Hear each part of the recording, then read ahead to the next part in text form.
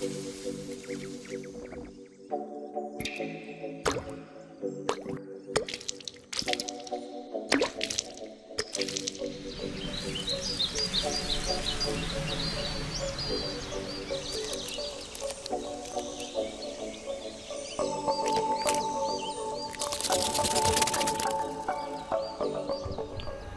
to Shortcut children. Welcome to Shortcut. This is Shine sir. Our today's chapter is chapter number 5 from our science book of class 6th. Separation of substances. तो इस chapter में हम पढ़ेंगे substances. अलग अलग चीज़ें जो है हमारे अराउंड में जो हैं वो सब चीज़ें अकेले एक चीज़ से नहीं बनती हैं, वो मिक्सचर होती हैं। तो मिक्सचर्स को हम कैसे सेपरेट करते हैं इसके बारे में हम यहाँ पर पढ़ेंगे। जैसे कि आप जानते हैं आपके आजू बाजू में आप देखेंगे जैसे सी वाटर हो गया, सॉइल है, रॉक्स है, मिल्क है या फिर paint even, this all things are mixtures, they are not a single substance, they are a mixture of various elements. तो इनको हम कैसे अलग कर सकते हैं। जैसे कि आप सी वाटर की बात करें तो उसके अंदर नमक होता है, तो सी वाटर से नमक हम कैसे अलग करेंगे इसके बारे में हम आगे पढ़ते हैं। चलिए देखते हैं। A mixture is a substance that contains two or more pure substances mixed together in varying proportion. अब मिक्सचर हम किसको बोल सकते हैं? मिक्सचर हम बोल सकते हैं एक ऐसे मतलब सब्सटेंसेस को जिसमें दो या दो से ज़्यादा सब्सटेंसेस मिले होते हैं अलग अलग प्रोपोर्शन में। प्रोपोर्शन मतलब इसमें कुछ जरूरी नहीं है कि एक पर्टिकुलर मात्रा में ही होना चाहिए, अलग अलग प्रोपोर्शन में भी हो सकते हैं दोनों। जैसे ये नहीं कि 50% एक चीज़ हो तो 50 दूसरी होनी चाहिए, that depends on the mixture कि मिक्सचर किस प्रकार का हमको चाहिए। तो उसमें उसका जो प्रोपोर्शन है वो अलग हो सकता है, लेकिन हम इसकी डेफिनेशन लिख सकते हैं कि एक सब्सटेंस जो कि एक सब्सटेंस के अंदर जब दो या दो से ज़्यादा चीज़ें मिली होती हैं तो उसको मिक्सचर कहते हैं। The substances which are mix to form a mixture is are called constituents. अब जिन चीज़ों को मिलाकर वो मिक्सचर बनाया जाता है उसको हम कहते हैं कॉन्स्टिट्यूएंट्स। जैसे आप जानते हैं कि हमने अगर सपोज हमने इवन वी कैन से सी वाटर जैसे है, तो सी वाटर के अंदर क्या क्या कंटेंट्स हैं। एक है उसके अंदर सी वाटर यानी कि वाटर है उसमें, और दूसरा है उसमें salt and water will become sea water. तो यहाँ पर कॉन्स्टिट्यूएंट, तो यहाँ पर सी सॉल्ट जो है वो और वाटर ये दोनों इसके कॉन्स्टिट्यूएंट्स हैं। तो कॉन्स्टिट्यूएंट्स मतलब उसके अंदर पाई जाने वाली चीज़ें कि what are the things that are included in that particular mixture. A mixture can be homogeneous और हेट्रोजेनस। एक मिक्सचर जो है वो होमोजेनस भी हो सकता है और हेट्रोजेनस भी हो सकता है। हेट्रोजेनस और होमोजेनस क्या होते हैं वो देखते हैं अभी हम। पहले हम बात करते हैं होमोजेनस की। It is a mixture in which the constituents are uniformly distributed and each part of the mixture has the same properties. अब जैसे कि कोई भी होमोजेनियस मिक्सचर हम उसको बोलेंगे जिसके अंदर जो कॉन्स्टिट्यूएंट पार्टिकल्स हैं वो यूनिफॉर्मली डिस्ट्रीब्यूटेड है, मतलब वो समान रूप से पूरे मिक्सचर के अंदर मिले हुए हैं। फॉर एग्जांपल हम लोग लेते हैं जैसे कि आप अगर एक नींबू पानी बनाते हैं या फिर एक आप लोग जब टी बनाते हैं या एक मिल्क तैयार करते हैं अपने लिए पीने के लिए, तो उसके अंदर जब हम शुगर ऐड करते हैं तो वो शुगर जो है वो समान रूप से उसको मीठा कर देती है। जैसे चाय बनाते हैं हम, टी बनाते हैं, तो उस समय उसके अंदर चीनी डालते हैं हम लोग, तो चीनी का असर पूरी चाय के अंदर समान रूप से आता है। ऐसा नहीं है कि हम ऊपर ऊपर से चाय किसी को देंगे तो उसमें मीठा कम होगा और नीचे ज़्यादा होगा मीठा, ऐसा नहीं होता। तो होमोजेनियस मिक्सचर ऐसे होते हैं जिनके अंदर यूनिफॉर्मली डिस्ट्रीब्यूटेड रहता है सारा उसके अंदर के जो कॉन्स्टिट्यूएंट्स हैं वो। और दूसरा रहता है हमारा हेट्रोजीनियस मिक्सचर्स। हेट्रोजीनियस मिक्सचर क्या होता है? अब ये मिक्सचर होता है जिसके अंदर इक्वली यूनिफॉर्मली मिक्स्ड नहीं होते हैं इसके कॉन्स्टिट्यूएंट्स। तो जैसे हमने होमोजीनियस पढ़ा, opposite of homogeneous is heterogeneous, यानी कि जिसमें उसमें यूनिफॉर्मली डिस्ट्रीब्यूटेड थे लेकिन इसमें क्या रहेगा, यूनिफॉर्मली डिस्ट्रीब्यूटेड नहीं रहेंगे। एग्जाम्पल हम लें, sand and sawdust form a heterogeneous mixture. Each part of the mixture has different properties. Some other examples of heterogeneous mixture are water and oil. अब water और oil को आप मिला के देखो, अब पानी और oil को मिलाओगे तो क्या होगा? क्या oil है पूरे पानी में मिल जाएगा? नहीं, oil ऊपर ऊपर तैरता रहेगा और पानी नीचे रहेगा, यानी कि वो मिक्स नहीं हो पाएंगे। तो इस तरह से जो मिक्सचर्स होते हैं इनको हम कहते हैं हेट्रोजीनियस मिक्सचर्स। तो चलिए बढ़ते हैं आगे। Need for separation of substances और मिक्सचर्स। अब हमें क्या ज़रूरत है कि हम इनको मिक्सचर्स को अलग अलग करके इनको यानी कि रिफाइन करें या फिर इनको सेपरेट करें। अब इसकी पहला जो चीज़ वो दिया गया है हमारे बुक के अंदर कि इसको अलग अलग करने की वजह क्या होनी चाहिए हमारे पास। सबसे पहले टू रिमूव हार्मफुल सब्सटेंस। अब इसके अंदर कुछ हार्मफुल चीज़ें भी हो सकती हैं, तो अगर हम वो चीज़ों को निकालना चाहते हैं तो उसके लिए हमें इसको सेपरेशन करना ही पड़ेगा। फॉर एग्जांपल आप जानते हैं कि जब मम्मी या पुराने समय में हमारी दादी माँ या गांव में हम जाते हैं, आज भी देखते हैं कि महिलाएं जो हैं वो चावल को बिनती रहती हैं, चावल को छानती रहती हैं, यानी कि उसमें से कचरा निकालती रहती हैं। दाल बनाने से पहले उसको अच्छे से छाना जाता है। ऑल्दो शहरों में तो आजकल ये चीज़ें सब पैक्ड आती हैं, तो उस ऑल्दो पहले से ही वो क्लियर की गई होती हैं, क्लीन की गई होती है। लेकिन अगर आप देखें तो गाँव में आज भी देखेंगे तो महिलाएँ जो हैं वो वीट को, यानी कि गेहूँ को पिसवाने से पहले उसको साफ़ करती हैं, ताकि उसके अंदर जो भूसा वगैरह है, जो फालतू चीज़ें हैं, मिट्टी विट्टी है, वो सब निकाल दी जाए। चावल हो गए, दाल हो गई, इन सब चीज़ों को उससे निकाला जाता है। तो सेपरेशन से पहला हमारा पॉइंट रहेगा कि हार्मफुल सब्सटेंसेस जो हैं, जो हमारे लिए ठीक नहीं है, वो चीज़ें उसमें से निकाल दी जाएंगी। दूसरा इसमें पॉइंट रहता है हमारा कि हम इसको क्यों रिफाइन करें, क्यों इसको सेपरेट करें, टू ऑब्टेन यूजफुल कंपोनेंट्स। अब इसको रिफाइन करने से हमें यूजफुल कंपोनेंट्स भी मिलते हैं। अब ये चीज़ हर जगह पर अप्लाई नहीं होती है।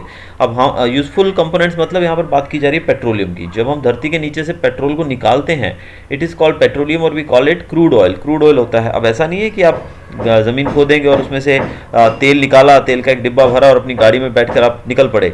इट इज़ नॉट पॉसिबल, क्योंकि वो जो तेल जो रहता है that is a crude oil, उसको हम क्रूड ऑयल कहते हैं, वो कच्चा तेल उसको कहा जाता है, तो उसको प्यूरिफाई करना पड़ता है। अगर आप आने वाली क्लासेस के अंदर आप फ्रैक्शनल डिस्टिलेशन ऑफ पेट्रोलियम पढ़ेंगे, फ्रैक्शनल डिस्टिलेशन ऑफ पेट्रोलियम में आपको क्या बताया जाएगा कि किस प्रकार से पेट्रोलियम जो है उसको रिफाइन किया जाता है और उससे दूसरी चीज़ें बनाई जाती हैं, जैसे कि पेट्रोल, डीजल, कैरोसिन और दूसरी गैसेस वगैरह भी, नेचुरल गैस भी उससे बनती है। इसके अलावा उसमें कोल टार मिलता है और बहुत सारे रेजिड्यूज भी मिलते हैं। तो ये जो है दूसरा पॉइंट हमारा कि टू ऑब्टेन यूजफुल सब्सटेंसेस। तो अगर हम पेट्रोलियम को वैसे यूज़ करेंगे तो that is not for of any use for us, तो इस कारण से हमें उसको प्योरीफाई करना पड़ेगा ताकि हम उसमें से वो चीज़ें निकाल सकें जो हमारे लिए काम की हैं। तीसरा पॉइंट दिया गया है टू रिमूव अनडिजायरेबल सब्सटेंस। अब उसमें से अनडिजायरेबल चीज़ों को निकाल देना। अब जैसे कि आप जानते हैं कि जब चाय बनाते हैं हम लोग, तो चाय बनाते हैं तो चाय को छाना जाता है। अब वैसे तो उसके अंदर हम चाय पत्ती, चीनी और कुछ लोग तो अदरक भी डालते हैं या चाय का मसाला भी डालते हैं, लेकिन जब उसको हम पीते हैं तो पीने से पहले उसको छाना जाता है। उसको छानने की क्यों जरूरत पड़ती है?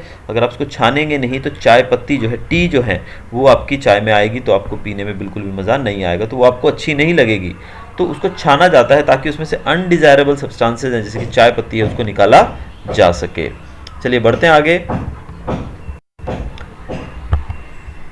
मेथड्स ऑफ सेपरेशन की, सेपरेशन के कुछ मेथड्स के बारे में पढ़ेंगे। पहला है हैंड पिकिंग।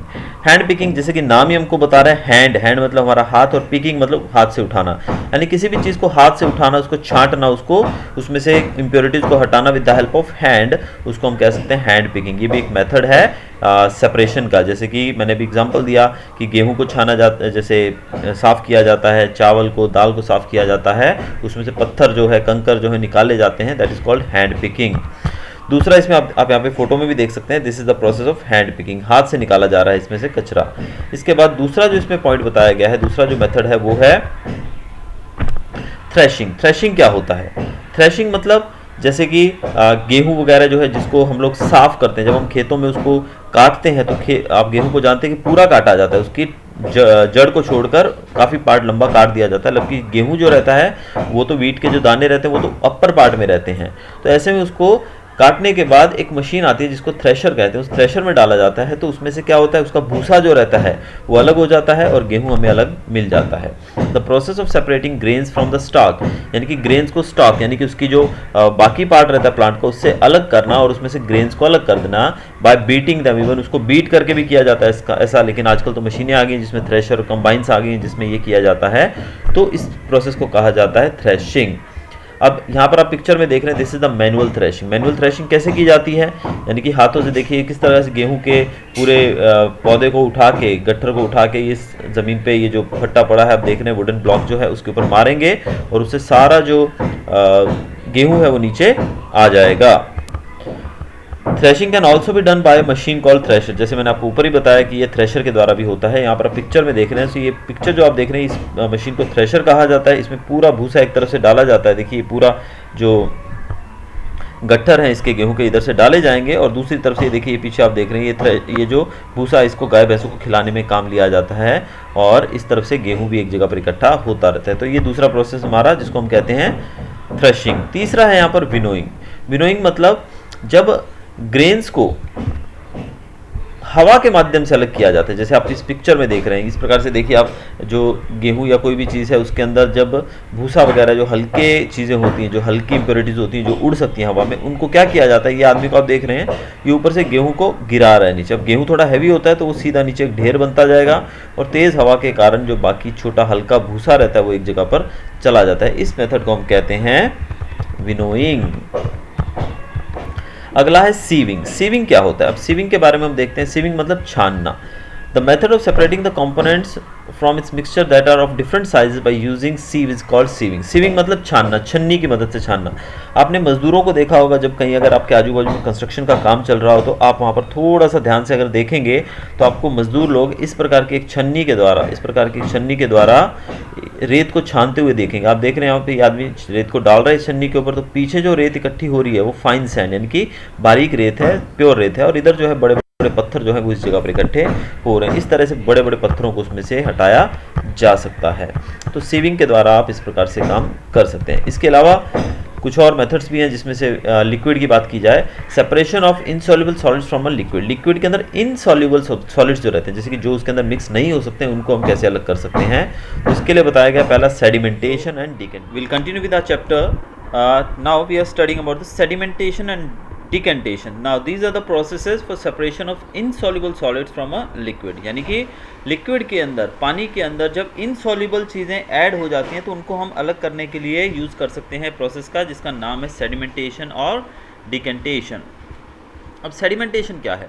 जब पानी के अंदर, लिक्विड के अंदर इनसॉल्युबल पार्टिकल्स जब उसके अंदर मिल जाते हैं, इनसॉल्युबल मतलब वो सॉल्युबल नहीं है, that means they will not mix with the water. तो क्या होगा, वो हैवी पार्टिकल्स जो रहते हैं वो नीचे बैठ जाएंगे, the heavier particles they settle down. इसी प्रोसेस को कहा जाता है सेडिमेंटेशन। और जो हैवी इनसॉल्युबल पार्टिकल्स होते हैं जो नीचे बैठ जाते हैं, उनको हम कहते हैं सेडिमेंट्स। तो सेडिमेंटेशन मतलब इस प्रोसेस को सेडिमेंटेशन कहा जाता है, और नीचे जो बैठे हुए जो पार्टिकल्स हैं, हैवियर पार्टिकल्स, उनको हम कहते हैं सेडिमेंट्स।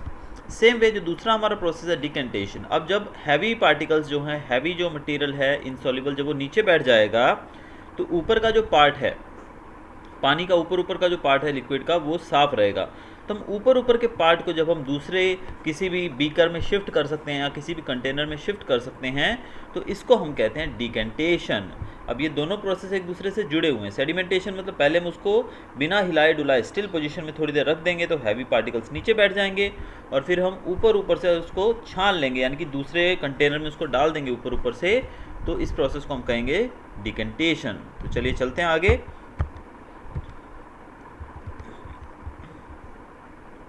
दूसरा जो प्रोसेस यहाँ पे बताया गया है loading. Sometimes, especially during the rainy season, water in rivers, ponds and lakes becomes muddy. This is due to the presence of very fine suspended clay particles in it. These fine particles are very light and take a very long time to settle down. The process of settling down of suspended clay particles can be made easier or faster by the method of loading. अब जब बारिश के दौरान आपने देखा होगा कि जो पानी है उसके अंदर मड आ जाती है, मिट्टी जैसा कुछ ना कुछ मिल जाता है, यानी कि मिट्टी मिल जाती है, तो मिट्टी के जो पार्टिकल्स होते हैं बहुत लाइट होते हैं, जिस कारण से वो जल्दी नीचे नहीं बैठते हैं। तो उनके लिए, उनको क्विक प्रोसेस को फास्ट करने के लिए हम एक यूज़ करते हैं मेथड का, जिसको हम बोलते हैं loading. Now this is done by rotating a piece of alum in muddy water. Alum आप जानते हैं, जिसको हम हिंदी में फिटकरी भी कहते हैं, जिसको एक एंटीसेप्टिक के तौर पे यूज़ करते हैं। आपने अगर इसको नहीं देखा है तो मैं आपको एग्जांपल इसका देता हूँ कि जैसे गांव में आज भी आप जाएंगे तो गांव में जब शेविंग करवाने के बाद जो एंटीसेप्टिक लोशन जो यूज़ किया जाता है, आफ्टर शेव लोशन, उसकी जगह एलम यानी कि फिटकरी का यूज़ किया जाता है। तो एलम को उसके अंदर डाल दिया जाता है। The process of increasing the rate of sedimentation in a suspension by adding some chemicals to it is called loading. तो loading की जो डेफिनेशन हमको मिल गई है यहाँ पर, कि एक ऐसा प्रोसेस जिसमें हम रेट ऑफ सेडिमेंटेशन, है ही एक तरह का सेडिमेंटेशन ही, यानी कि इसके अंदर भी पार्टिकल्स नीचे बैठ जाएंगे, तो इसको भी हम सेडिमेंटेशन कह सकते हैं। तो ये प्रोसेस है सेडिमेंटेशन जैसा ही, लेकिन इसके अंदर हमें क्या ऐड करना पड़ता है, कुछ केमिकल ऐड करना पड़ता है ताकि ये प्रोसेस थोड़ा फास्ट हो सके। तो इसको हम कहते हैं लोडिंग। आप यहाँ पर देख सकते हैं इस पिक्चर के अंदर, this is the process of loading. आपने फर्स्ट जो बीकर देख रहे हैं ए में, उसमें सस्पेंडेड क्ले पार्टिकल्स, के अंदर क्ले पार्टिकल्स दिख रहे हैं हमें। Then coming to the second one, हमने इसमें एलम डाला एक थ्रेड से बांधकर, तो थोड़े समय के बाद आपको इस प्रकार से देखने को मिलेगा। यानी कि जो पानी है ऊपर का पार्ट एकदम साफ रहेगा और नीचे नीचे वो सब कुछ बैठ जाएगा। तो चलिए चलते हैं आगे भी। Alum is soluble in water, the particles of alum entangle suspended clay particles and make them heavier, thus clay particles settle down rapidly। अब ये होता कैसे है? एलम जो है, जो कि फिटकरी जिसको हम कहते हैं, वो पानी के अंदर सॉल्युबल रहती है, और जब ये पानी के अंदर मिल जाती है फिटकरी, तो क्या करती है, ये क्ले पार्टिकल्स जो रहते हैं ना, उनको ये अपने अंदर समा लेती है, और जिससे वो हैवी हो जाते हैं और वो नीचे बैठ जाते हैं जल्दी ही। अगला प्रोसेस है हमारा फिल्ट्रेशन। फिल्ट्रेशन एक सिंपल प्रोसेस है, जैसे कि आप जानते हैं कि जब आप चाय छानते हैं तो it is also kind of filtration only. चाय को आप छानकर पीते हैं, क्यों पीते हैं छानकर? ताकि उसके अंदर चाय पत्ती और कुछ और भी अगर हमने मसाला डाला है चाय का या अदरक डाला है तो वो हमारी चाय के अंदर ना ऐड हो, इसको हम कहते हैं filtration. The process of separating insoluble substances from a liquid using a filter is called filtration. Filter का यूज़ करके जब हम लिक्विड में से इनसॉल्युबल सब्सटेंसेस को अलग करते हैं, इसको फिल्ट्रेशन कहा जाता है। साइंटिफिकली अगर बात करें हम, तो लेबोरेटरीज़ के अंदर इसके लिए हम फिल्टर पेपर का भी यूज़ करते हैं। फिल्टर पेपर एक जालीदार बहुत ही पतला पेपर रहता है, जिसके अंदर मिलियंस ऑफ टाइनी होल्स रहते हैं। फिल्टर पेपर के अंदर बहुत सारे टाइनी होल्स रहते हैं, और इन होल्स के अंदर से पूरा मतलब जो सब्सटेंस जिसको हम प्योरीफाई करना चाहते हैं, फिल्टर करना चाहते हैं, जब उसको हम डालेंगे तो वो सब प्योरीफाई हो जाएगा। अब आगे है हमारा topic uses in everyday life. The process of filtration जो है उसका हम एवरीडे लाइफ में कहाँ कहाँ यूज़ करते हैं। Fruits and vegetable juice. अब जब जूस बनाते हैं तो आप जानते हैं जूस के अंदर सीड्स रह जाती हैं, तो उन सीड्स को अलग करने के लिए हम फिल्ट्रेशन का यूज़ करते हैं। Then for making paneer, a few drops of lemon juice are added to the boiling milk, it forms a mixture that consists of particles of solid paneer and a liquid. The paneer is then separated from the liquid through a fine filtering cloth or a strainer। जो पनीर बनाया जाता है उसको भी ऐसे ही बनाया। पनीर को जब दूध के अंदर नींबू को डालकर उसको फाड़ा जाता है ताकि पनीर बन सके। पनीर बनने के बाद उसको पतले कपड़े में छान लिया जाता है, पतले कपड़े में उसको जोर से दबा के निचोड़ दिया जाता है ताकि उसमें से सारा पानी निकल जाए। तो यहाँ भी फिल्ट्रेशन का यूज़ होता है। आगे है water that we get from the water works can be made absolutely safe for drinking by using an electric ultraviolet water filter। यानी कि वाटर फिल्टर का यूज़ किया जाता है ताकि हम पानी जो हम लोग यूज़ करते हैं पीने के लिए, उस पानी को भी साफ़ और स्वच्छ बनाया जा सके। अब यहाँ पर इस पिक्चर में आप देख रहे हो एक इलेक्ट्रिक यूवी वाटर फिल्टर है, यानी कि जो आरओ वगैरह जो हमारे घरों में हम यूज़ करते हैं, वैसा ही ये भी आप देखिए किस प्रकार से ये टैप का पानी इस फिल्टर के अंदर जाता है और दूसरी तरफ से आप क्लियर वाटर ले सकते हैं। Different types of RO, that is called, RO का फुल फॉर्म रहता है reverse osmosis. Filters are available in the market which are use for filtration of water for drinking. Drinking water को filter करने के लिए आरओ का यूज़ होता है। They consist of a semi permeable membrane having the fine pores in it. इसके अंदर एक सेमी परमिएबल मेम्ब्रेन रहती है। सेमी परमिएबल मतलब जिसमें से आधी चीज़ें पास हो सकती हैं, आधी चीज़ यानी कि कम्प्लीटली उसमें से सब कुछ पास नहीं हो सकता है। उसके अंदर पोर्स रहती हैं। पोर्स मतलब छोटे छोटे होल्स रहते हैं। These pores allow only water to pass through but not the impurities and thus filters them out. ये जो पोर्स रहती हैं, जो छोटे छोटे होल्स रहते हैं, इसमें से पानी पास हो सकता है लेकिन कोई भी इम्प्योरिटी इसमें से पास नहीं हो सकती है। हमारा अगला टॉपिक है यहाँ पर separation of soluble solids from a mixture. Soluble solids जो हैं, यानी कि ऐसे सॉलिड्स जो पानी के अंदर मिक्स हो सकते हैं, उनको हम कैसे मिक्सचर में से अलग कर सकते हैं। तो इसके लिए पहला जो हमारा प्रोसेस है वो है इवेपोरेशन। इवेपोरेशन के द्वारा हम प्योरीफाई कर सकते हैं। The method is use to obtain solid substance that is dissolved in a liquid. जैसे कि पानी जो है, पानी के अंदर कॉमन सॉल्ट जब ऐड होता है तो इवेपोरेशन के द्वारा हम उसको अलग कर सकते हैं। जैसे कि अब आप सी वाटर की बात करें, सी वाटर के अंदर भी सॉल्ट होता है। अगर आप कभी सी पर जाएं, समंदर में जाएं, तो वहाँ से आप एक बॉटल पानी की भरकर लाइए और उसको लाकर एक बर्तन में डाल के छत के ऊपर रख दीजिए ताकि वो डायरेक्ट सनलाइट उसको मिल सके। और जब आप कुछ दिनों के बाद उसको देखेंगे तो जो उसके अंदर पानी था वो पानी पूरा इवेपोरेट हो चुका होगा, पूरा गायब हो चुका होगा, और नीचे जो बचेगा वो सॉल्ट रहेगा आपका। यानी कि हमने सी वाटर में से सॉल्ट को अलग कर लिया है। लेकिन इसमें कौन सा प्रोसेस यूज़ हुआ है? इसमें यूज़ हुआ है प्रोसेस ऑफ इवेपोरेशन, क्योंकि पानी इवेपोरेट हो गया है और हमें सॉल्ट मिल गया है। कभी अगर आप सी पे घूमने जाएं तो वहाँ से आप एक बॉटल पानी का ज़रूर लेके आइए और इस प्रोसेस को आप खुद ब खुद करके देख सकते हैं अपने घर पे। तो चलिए अगला टॉपिक हमारा देखते हैं कि आगे क्या है। नाउ सी वाटर, अब ये तो मैंने आपको बता दिया सी वाटर वाला, तो किस प्रकार से आप इसको अलग कर सकते हैं। Sea water is trapped in shallow ponds that are called lagoons and allowed to stand there. The heat of the sun gradually evaporates the water completely in the shallow ponds leaving behind the salt.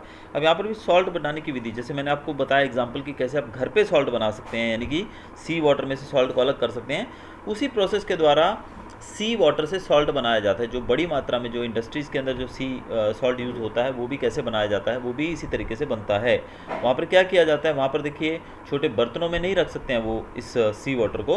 वहाँ पे क्या करते हैं, छोटे छोटे मतलब lagoon बोलते हैं जिसको हम पॉन्ड्स बोल सकते हैं, यानी कि चारों तरफ थोड़ा ऊंचा करके और बीच में पानी रुक सके इस प्रकार का एक गड्ढा बना दिया जाता है जहाँ पर पानी रुका रहता है, और धूप में इसको रख दिया जाता है। तो काफ़ी समय के बाद, यानी कि कुछ दिनों के बाद उसका पूरा जो पानी है वो इवेपोरेट हो जाएगा, तो हमें नीचे मिलेगा सी सॉल्ट। और सॉल्ट को हम डायरेक्टली यूज़ नहीं करते हैं, उसको हम फिर प्योरीफाई करके यूज़ कर सकते हैं।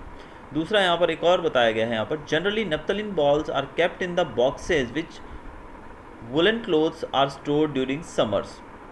Since temperature is quite high during summer, naphthalene balls slowly convert into vapor without passing through liquid state. The process of conversion of a solid into vapor without converting into liquid state is called sublimation. यहाँ पर एक और process बताया गया sublimation के बारे में। अब sublimation क्या है, जैसे कि आपने 3 स्टेट्स के बारे में पढ़ा था, सॉलिड, लिक्विड और गैस, जो 3 स्टेट्स होती हैं। तो जो कोई भी अगर सॉलिड है, सॉलिड पहले लिक्विड बनेगा और लिक्विड से फिर वेपर बनेगा। वेपर है, वेपर पहले लिक्विड बनेगा और फिर वो सॉलिड बनेगा। जैसे कि आप आइस की बात करें, आइस जमती है तो सबसे पहले आइस है वो सॉलिड फॉर्म में है, तो आइस को हम पिघलाएंगे तो बनेगा वाटर, यानी कि सॉलिड से लिक्विड, और लिक्विड के बाद बनेगा वेपर। वैसे ही वेपर जो है, वेपर को आप जब कलेक्ट करोगे किसी जगह पर, जब उसको ठंडक मिलेगी तो वेपर बन जाएगा लिक्विड, और लिक्विड को आप जमा दोगे तो बन जाएगा सॉलिड। तो वैसे ही यहाँ पर इस प्रोसेस को मतलब हम लोग एक सिस्टमेटिक जाते हैं, यानी कि पहले सॉलिड फिर लिक्विड फिर गैस। लेकिन कुछ केसेस के अंदर क्या होता है कि जो वेपर है, मतलब सॉलिड जो है वो डायरेक्ट वेपर में कन्वर्ट हो जाता है बिना लिक्विड स्टेट में चेंज हुए। इसको कहा जाता है सब्लिमेशन, यानी कि ऐसा प्रोसेस जिसमें सॉलिड जो है वो डायरेक्ट लिक्विड में कन्वर्ट हुए बिना डायरेक्ट वो वेपर में चेंज हो जाए, इसको कहते हैं हम सब्लिमेशन। इसका एग्जांपल हमारे पास है, ये जो नेप्थलीन बॉल्स रहती हैं, आपने देखा होगा नेप्थलीन की जो बॉल्स, जिसको हम फिनाइल की गोलियां भी कहते हैं, जो हम हमारे घरों में यूज़ करते हैं कीटाणुओं से बचाने के लिए अपने कपड़ों को, ज़्यादातर अलमारियों में, और जो हमारे गर्म कपड़े रहते हैं जिनको हम यूजेज कम करते हैं उसके अंदर डाल के गोलियों को रखा जाता है ताकि कपड़े ख़राब ना हो। तो ये जो नेप्थलीन बॉल्स आप देखते हैं, आप इसको रखते हो बॉल को, थोड़े समय के बाद ये बॉल गायब हो जाती है। आप इसको कभी खुले में रखिए तो आपको थोड़े दिनों के बाद, 2-3 दिनों के बाद ये बिल्कुल गायब होती हुई दिखाई देगी। तो ये सॉलिड से लिक्विड नहीं बनी, ये डायरेक्ट वेपर बनकर उड़ गई है।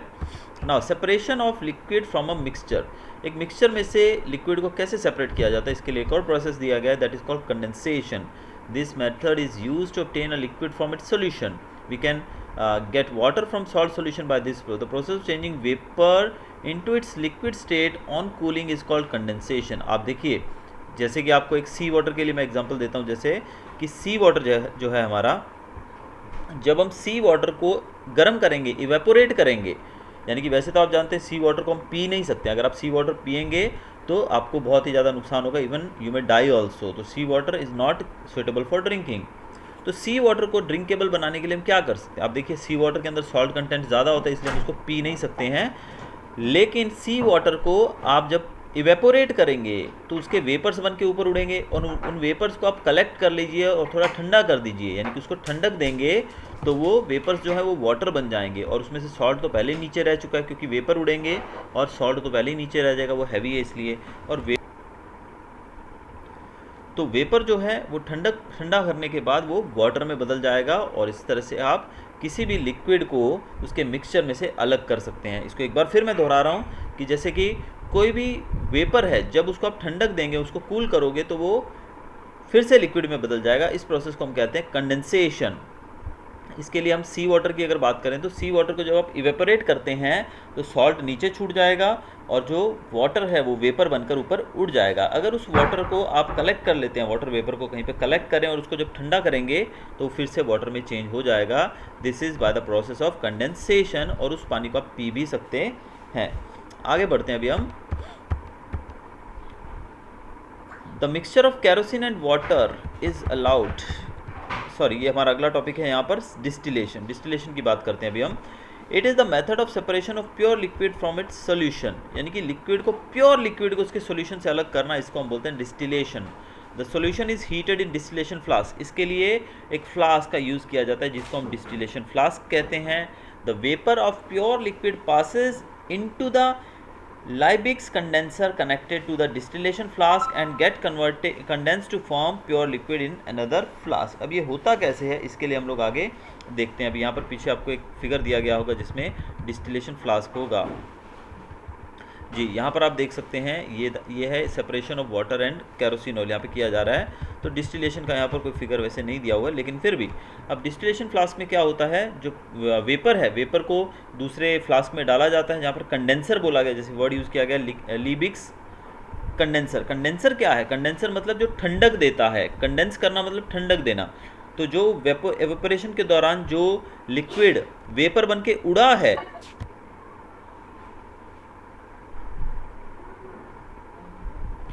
तो यहाँ पर कंडेंसर का यूज़ किया। कंडेंसर मतलब जो वेपर को कंडेंस करे, क्या करे वो? वेपर को कंडेंस करे, यानी कि जो सेपरेट करने के लिए जो हम सॉल्यूशन जिसको सेपरेट करना है उसको गर्म करेंगे। गर्म करने के बाद क्या होगा? वेपर बन जाएगा, उसमें से वेपर बन के वो जो वेपर रहेगा वो दूसरे एक और फ्लास्क में कलेक्ट किया जाएगा जिसको हम लाइबिग्स कंडेंसर भी कहते हैं। उस कंडेंसर के अंदर वो कंडेंस होकर फिर से लिक्विड में चेंज हो जाएगा। तो इस प्रोसेस को कहते हैं distillation. Now separation of immiscible liquids from a mixture.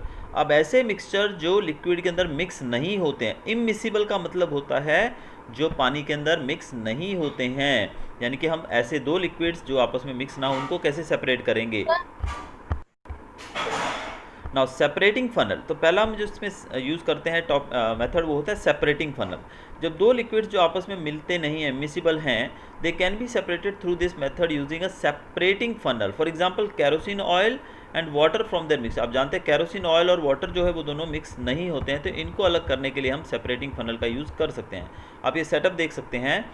The mixture of kerosene and water is allowed to stand for some time in the separating funnel. ये आप देख रहे हैं फिगर, जो इसमें आपको केरोसिन और ऑयल वाटर का मिक्सचर जो है इसको रखा जाता है कुछ समय के लिए ताकि ये सेटल डाउन हो सके। केरोसिन जो रहता है वो लाइट रहता है और वो ऊपर एक लेयर बना देता है। आप यहाँ पर देख रहे हैं इस फिगर के अंदर जो ऊपर का पार्ट है यहाँ पर ये केरोसिन है और नीचे वाटर है। अब क्या करेंगे? The water is then drained off in a separate container by opening the stopcock of separating funnel. यहाँ पर आप स्टॉप कॉक देख रहे हैं, जब इसको हम खोल देंगे तो पानी जो है नीचे नीचे से पूरा इसके अंदर आ जाएगा और ऊपर क्या रह जाएगा? सिर्फ केरोसिन रह जाएगा। तो इस तरीके से हम सेपरेटिंग फनल के द्वारा इसको अलग कर सकते हैं। तो ऐसे लिक्विड्स जो इमिसिबल हैं, जो पानी के अंदर मिक्स नहीं होते हैं, उनको हम अलग करने के लिए यूज़ करते हैं सेपरेटिंग फनल का method. Now separation of mixtures by using more than one method. अब कुछ जगहों पर क्या होता है, एक से ज़्यादा मेथड्स का भी यूज़ किया जाता है सेपरेशन के लिए। वो क्या है? We have studied some methods for separation of substances from their mixture. Often one method is not sufficient. तो एक मेथड है जो ज़्यादातर सफिशिएंट नहीं रहता है, इसलिए उसको हम प्योरीफाई करने के लिए एक से ज़्यादा मेथड्स का भी यूज़ करते हैं। Now will continue our chapter water as a solvent. The topic is water as a solvent. Now water is also termed as a universal solvent. Water को यूनिवर्सल सॉल्वेंट भी कहा गया है because when we dissolve a substance in water a solution is formed. ऐसा क्यों है? क्योंकि जब हम पानी के अंदर किसी भी चीज़ को, किसी भी सब्सटेंस को मिलाते हैं तो एक सॉल्यूशन बन जाता है। The substances which dissolve in water are said to be soluble in water. जो पानी के अंदर मिल जाते हैं उनको हम सॉल्युबल बोल सकते हैं। And the substances which do not dissolve in water are called insoluble in water. Soluble मतलब जो पानी में मिल जाते हैं, इनसॉल्युबल मतलब जो पानी में नहीं मिलते हैं। अब सॉल्ट आपको जानते हैं, नमक जो है पानी में मिल जाता है, तो we can say that salt is soluble in water. And if we talk about sand is not soluble in water, वो पानी में नहीं मिलती है, so we can say that salt is insoluble in water. Now a solution in which no more substance can be dissolved at a given temperature is called a saturated solution. अब यहाँ पर हम देखते हैं saturated solution किसे कहा जाता है। अब जब आप किसी solution के अंदर और ज़्यादा सब्सटेंस ऐड नहीं कर पाते हैं एक पर्टिकुलर टेम्परेचर, आप जानते हैं, देखिए सिंपली अगर मैं इसके लिए एग्जांपल दूं आपको, तो जो आप लोग चाय बनाते हैं या कोई भी चीज़ इस प्रकार की हम बनाते हैं, जब आप उसको गर्म करेंगे तो you can see that a lot of that kind of substance can be added in that thing. जैसे चाय बनाते हैं, आप चाय में आप भले थोड़ा सा पानी या दूध लीजिए और उसके अंदर थोड़ी शक्कर डाल दीजिए नॉर्मल टेम्परेचर पे, तो उसको आप मिलाएंगे तो थोड़ी सी वो मिलेगी और उसके बाद उसका मिलना बंद हो जाएगा। लेकिन हम उसको अगर गर्म करेंगे, उस पानी का टेम्परेचर बढ़ा देंगे, तो उसके अंदर मिलने वाली चीनी की जो मात्रा है वो बढ़ जाएगी, यानी कि उसमें ज़्यादा चीनी ऐड की जा सकती है जैसे जैसे हम उसका टेम्परेचर बढ़ाते जाएंगे वैसे वैसे। तो लेकिन एक पर्टिकुलर टेम्परेचर जिसके ऊपर हम उसके अंदर और सब्सटेंस ऐड नहीं कर पाएंगे, सपोज हमने जो नॉर्मल टेम्परेचर पे पानी लिया, आप एक गिलास पानी भरिए अपने किचन से, फ्रिज से नॉर्मल पानी लीजिए, अपने टैप से भरिए, उसके बाद उसके अंदर क्या डालेंगे आप, थोड़ी चीनी डालिए, फिर उसको मिक्स करिए, तो आप देखेंगे थोड़े समय तक तो वो मिक्स होती रहेगी, लेकिन एक पर्टिकुलर मात्रा के बाद जब उसके अंदर इतना मिक्स हो जाएगा उसके बाद वो और मिक्स होना बंद हो जाएगी, तब इस सॉल्यूशन को हम कहेंगे saturated solution. Hopefully it is clear कि जब आप उस पानी के अंदर चीनी ऐड करेंगे तो एक पर्टिकुलर अमाउंट ऑफ जब शुगर उसके अंदर ऐड हो जाएगी उसके बाद उसके अंदर और शुगर ऐड होना बंद हो जाएगी, तो इस सॉल्यूशन को हम कह सकते हैं saturated solution. Now the space between particles और molecules of a substance is called inter particle या फिर इंटरमोलिकुलर स्पेस। ये आप जानते हैं, जो कि आपको मैं पहले सॉलिड लिक्विड और गैसेस वाले चैप्टर हमारे रहे मैटर्स इन आवर सराउंडिंग, उसके अंदर हम पढ़ चुके हैं कि जो सब्सटेंस है, जो भी मैटर है, वो तीन तरह से हमारे सामने रहता है, एक सॉलिड, लिक्विड और गैसियस फॉर्म में। तो इनके अंदर जो मॉलिक्यूल्स होते हैं उनके अंदर जो स्पेस रहता है उसको हम कहते हैं इंटरमोलिकुलर स्पेस या फिर इंटर पार्टिकल स्पेस भी कहते हैं। The intermolecular space is maximum in gases and minimum in solid. हम ये जानते हैं कि सॉलिड के अंदर जो है मॉलिक्यूल्स पास पास रहते हैं, इसलिए स्पेस वहाँ पर मिनिमम रहती है, और दूसरे जो है गैस जो है उसके अंदर ये मैक्सिमम रहती है। तो चलिए हमारा अगला टॉपिक है solution. When a substance dissolves in a liquid, it breaks into smaller particles and gets accommodated between the interparticle spaces of the liquid. That means the substance that dissolves is called solute and the substance in which the solute is dissolved is called solvent. For example, we can take that sugar is dissolved in water. आप जानते हैं, अब यहाँ पर solute और solvent के बारे में पढ़ने जा रहे हैं। Solution क्या होता है, सॉल्यूट क्या होता है और सॉल्वेंट क्या होता है। तो सबसे पहले आप एग्जांपल लेंगे चीनी का और पानी का। अब आप देखते हैं कि पानी में चीनी ऐड की जाती है, चीनी में पानी ऐड किया जाता है। इट इज़ वेरी सिंपल कि हम पानी के अंदर चीनी ऐड करते हैं, यानी कि पानी ज़्यादा होता है उसके अंदर थोड़ी चीनी ऐड करते हैं।